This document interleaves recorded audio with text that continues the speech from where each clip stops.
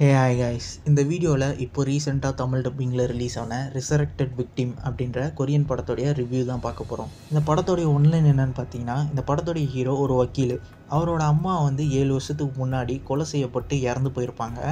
இதுக்கப்புறம் மறுபடியும் உயிரோடு வராங்க. அதாவது 7 வருஷம் கழித்து இறந்து போன அவங்க அம்மா உயிரோடு வராங்க. எதுக்காகனா அவங்கள கொலை செஞ்சவங்கள பழி வாங்கணும்னு சொல்லிட்டு வராங்க.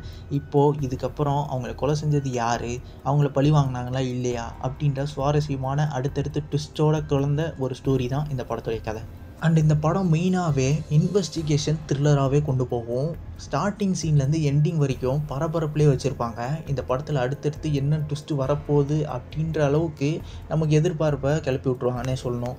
ஏன்னா ஸ்டார்டிங்கில் இவன் தான் கொலை செஞ்சான் அப்படின்ற மாதிரி ஒரு ஐடியாவை காமிச்சிட்டு அதுக்கப்புறம் இவன் இல்லை இன்னொருத்தன் அப்படின்ற மாதிரி மாறிக்கிட்டே இருக்கும். ஒரு கட்டத்தில் நம்ம ஹீரோவே கொலை செஞ்சுருப்பானோ அப்படின்ற ரேஞ்சுக்கு நம்ம யோசிக்க போயிடுவோம். அந்த மாதிரி ரைட்டிங் அவங்க பண்ணியிருக்காங்க.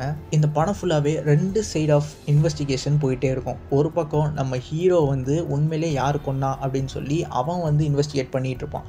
இன்னொரு பக்கம் உள்ள ஒரு லேடி ஆஃபீஸர் நம்ம ஹீரோ மேலே சந்தேகப்பட்டு அவனுக்கு எதிராக என்னென்னலாம் கிடைக்கிது அப்படின்னு சொல்லி அவங்க ஒரு பக்கம் இன்வெஸ்டிகேட் பண்ணிகிட்டு இருப்பாங்க. 2 பேரோட பெர்ஸ்பெக்டிவ் நம்ம பார்க்க முடியும் இந்த படத்தில். ஸோ அவ்வளோ சூப்பராகவே கதையை எங்கேஜிங்காக கொண்டு போயிருப்பாங்க. இந்த படத்தில் ஒரு விஷயம் சொல்லுவாங்க, இறந்து போனவங்க மறுபடியும் இப்படி உயிரோடு பழி வாங்குறவங்க நிறைய பேர் இந்த உலகத்தில் இருக்காங்க.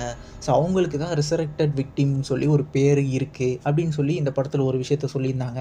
இந்த கான்செப்ட் என்ன தான் நம்ப முடியாத மாதிரி இருந்தாலும் இந்த படத்தில் நம்ம பார்க்கும்போது டிஃப்ரெண்ட் கான்செப்டாகவே இருந்தது. இந்த மாதிரி நம்ம நிறைய ரேண்டமான ஒரு ஸ்டோரிஸ்லாம் கேள்விப்பட்டிருப்போம். இதெல்லாம் உண்மையாக ஃபேக்கான்னு கூட நமக்கு தெரியாது. பட் இந்த படத்தில் அந்த கான்செப்ட் எடுத்து யூஸ் பண்ண விதம் ரொம்பவே நல்லா இருந்தது.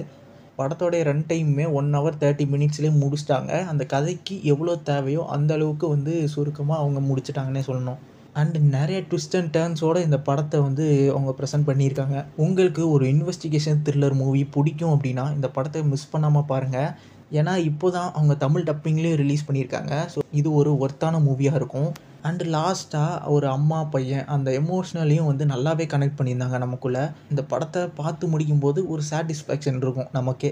ஸோ அந்தளவுக்கு தான் இந்த படத்தை சூப்பராக பண்ணியிருக்காங்க. அண்ட் அவ்வளோதான் கைஸ், இந்த படம் ஒரு ஒர்த்தான மிஸ்ட்ரி த்ரில்லர் இன்வெஸ்டிகேஷன் மூவி அப்படின்னே சொல்லலாம். ஒரு த்ரில்லரான ஸ்டோரியில் உங்களுக்கு அடுத்தடுத்த ட்விஸ்ட்டு வேணும் அப்படின்னு நினச்சிங்கன்னா இந்த படத்தை கண்டிப்பாக பாருங்கள். ஒரு நல்ல படமாக இருக்கும். நெக்ஸ்ட் வீடியோவில் சந்திக்கலாம். Until then signing off.